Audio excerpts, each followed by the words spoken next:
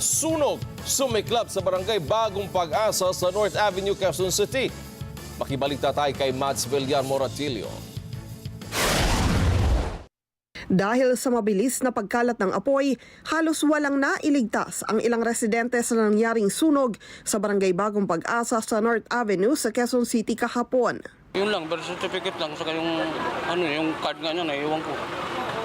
Tapos wala natira. Taranta na kami sir, kaya ito lang yung inuna ko. Oo.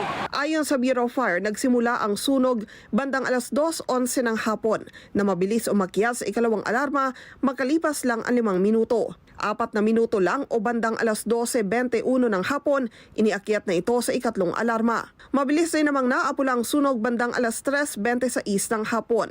Ayon sa BFP, bukod sa may hydrant sila malapit sa lugar, tumulong rin ang mga residente. Nakatulong rin po yung mga tao po na mga barangay po mismo.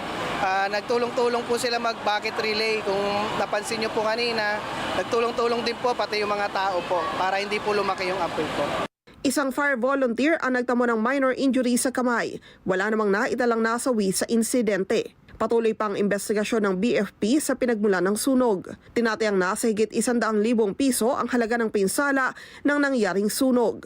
May paalala naman ang BFP sa publiko para makaiwas sa sunog. Lagi po namin sinasabi na kapag kaalis ng bahay, siguraduhin po na nakatanggal lahat ng saksakan. Huwag mag-iiwan po ng niluto o yung mga nagpa-plancha, huwag po iiwanan. Saka kung may sunog po, agad po tumawag sa QC 122 o sa 911 po. Madeline Villar Moratilio para sa Mata ng Agila. Matatag, matapang, matapat.